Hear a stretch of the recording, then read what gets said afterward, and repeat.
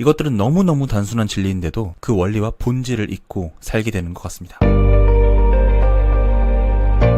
우리는 끌어당김의 법칙을 비롯한 수많은 성공 법칙을 이미 알고 있어요. 하지만 이 모든 것들을 알고 있다고 하더라도 결국 실행하지 않으면 모든 것은 환상에 불과합니다. 이것을 알기에 우리는 실행을 하려고 노력을 해봤을 거예요. 하지만 다음과 같은 생각들은 우리가 마음먹은 것들을 바로 시작하지 못하도록 방해하기 시작합니다. 올해가 지나면 시작하자. 저축 좀 더 하고 시작하자. 앞으로 경기가 좋아지면 시작하자. 좀 더 자신감이 생겼을 때 시작하자. 완벽하게 확신이 섰을 때 시작하자. 분명하고 명확한 계획이 있을 때 시작하자. 이러한 아직은 때가 아닌 사고방식은 매우 잘못되었습니다. 이런 사고방식에 갇힌다면 시작을 통해서 우연히 얻을 수 있는 기회까지 날려버리게 만들 거예요. 그래서 오늘은 더 이상 주저하지 않고 바로 실행할 수 있는 노하우 5가지를 알려드리려고 합니다. 첫 번째, 가능한 형편없이 시작하라. 누군가의 매혹적인 연기, 아름다운 예술작품, 그리고 창의적인 비즈니스 모델과 같은 천재적인 발견은 그 사람에게 이미 남다른 재능이 있었으며 완벽하게 형성되었다고 생각할지 모릅니다. 하지만 정확히 말하면 이런 것들은 모두 수백 번의 실수와 실패로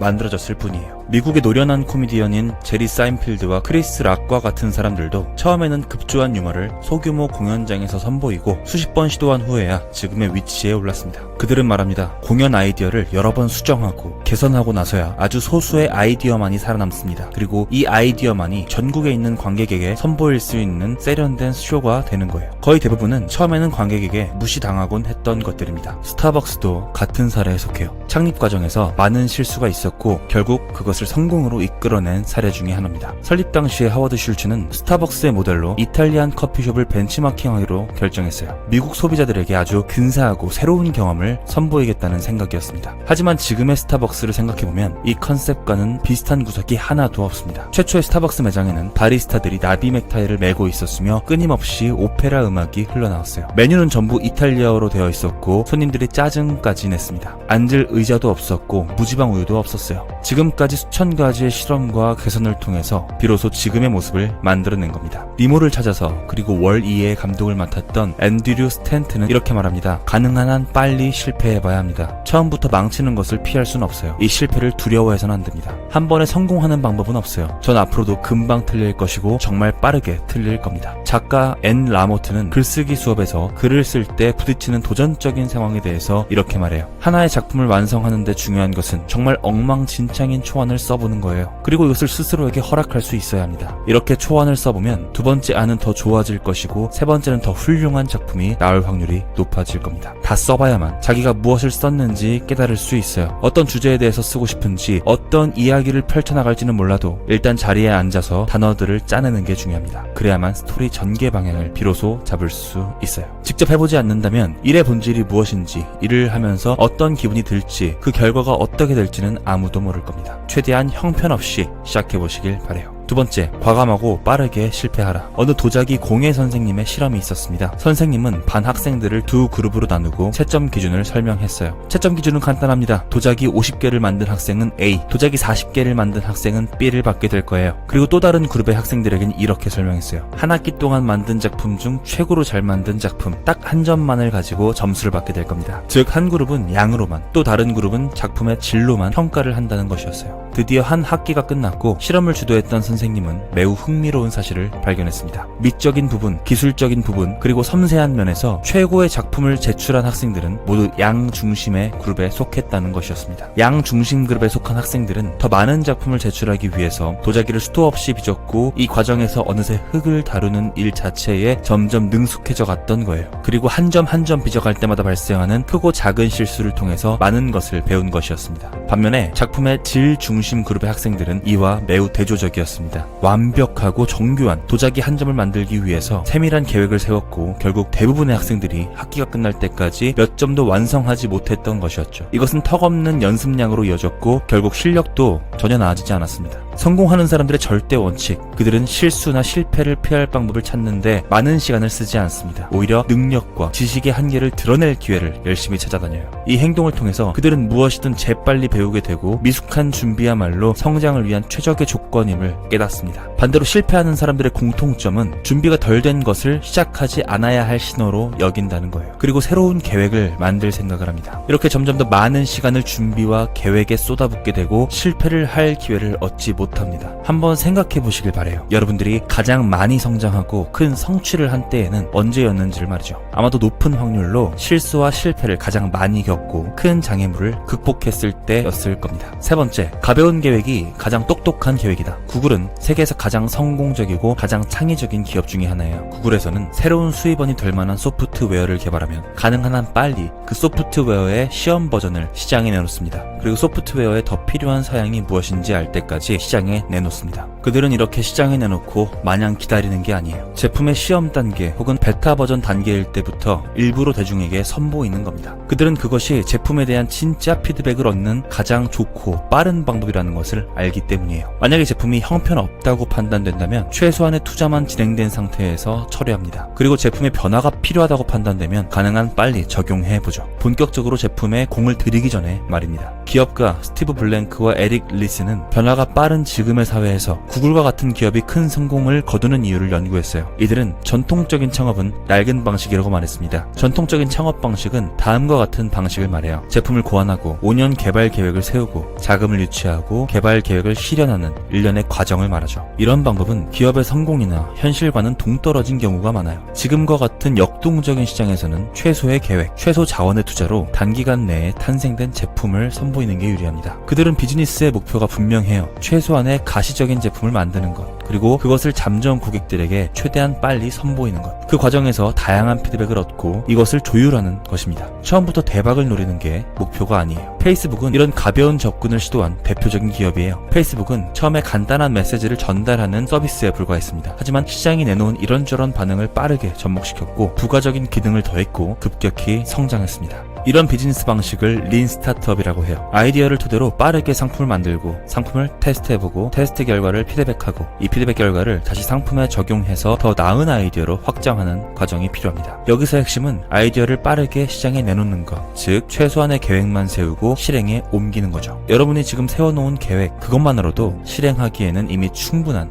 계획일 수 있습니다. 네 번째, 의사결정의 크기를 줄여라. 종종 우리는 결정에 앞서서 세세한 부분까지 깊게 생각한 후에 행동에 옮기라는 조언을 듣곤 합니다. 피아노 레슨이나 대학원에 가는 일 또는 뉴질랜드로 휴가를 떠나는 것 같은 아주 간단한 일에도 이 조언을 따르죠. 그리고 다음과 같은 질문을 스스로에게 던집니다. 그 일을 하면 보람이 있을까? 내 능력이 그 업무에 적합할까? 그 직업은 앞으로 얼마나 전망이 있을까? 충분한 보수를 받을 수 있을까? 몰입할 정도의 흥미를 느낄 수 있을까? 경제 전망을 감안할 때 현재 직업을 그만두는 게 현명한 일일까? 이런 분석을 통해서 행동할 것인가 또는 행동하지 않을 것인가를 결정하는 것에는 문제가 있습니다. 여러분들의 결정이 기회비용이 크고 복잡한 문제로 만들어버리기 때문이죠. 새로운 일을 시도할 때는 입사 지원서를 내볼 만큼 충분히 관심이 있는가 정도만 물어보면 됩니다. 1시간 정도만 투자하면 되는 문제예요. 이 직업에 평생 종사해야 하나? 경제적인 안정과 행복에 무리가 없을까? 같은 것들을 미리 결정할 필요가 없다는 것이죠. 상황은 항상 변하기 마련이고요. 그 역시 어떻게 진척될지 모르는 일이기 때문입니다. 또한 이런 장기적인 문제를 필요 이상으로 걱정하기 시작하면 결국 혼란에 빠지고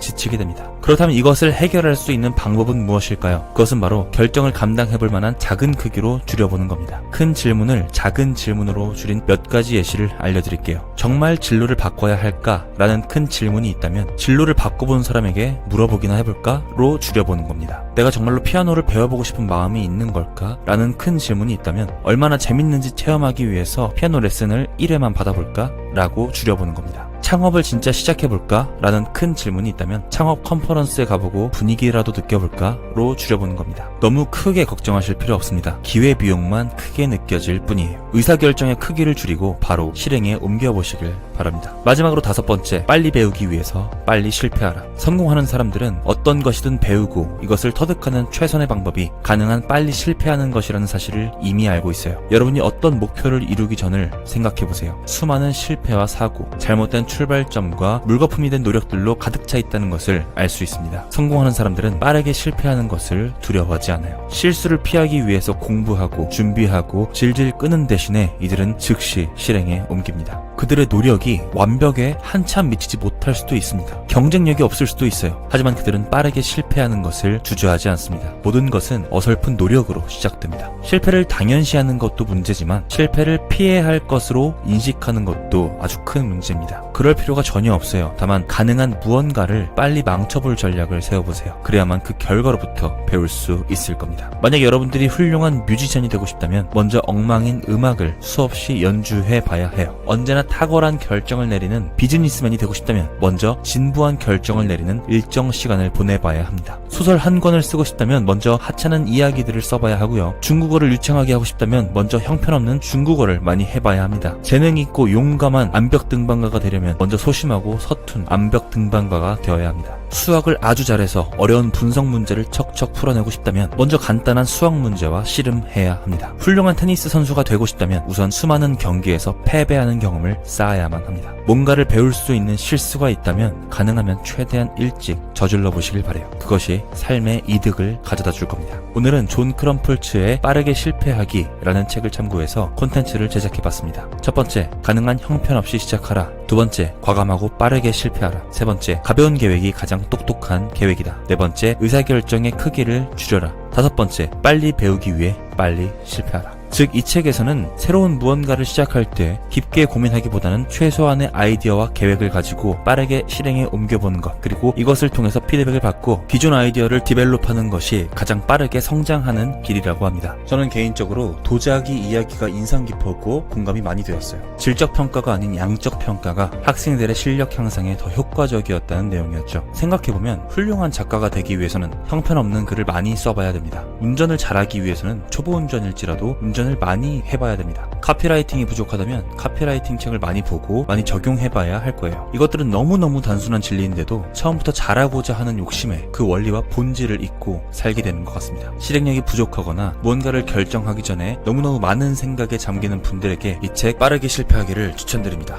오늘 하루도 망설이지 말고 생각한 것을 바로 실행에 옮겨보는 멋진 하루 보내시길 응원하겠습니다. 감사합니다. 지금까지 동기부여학과였습니다.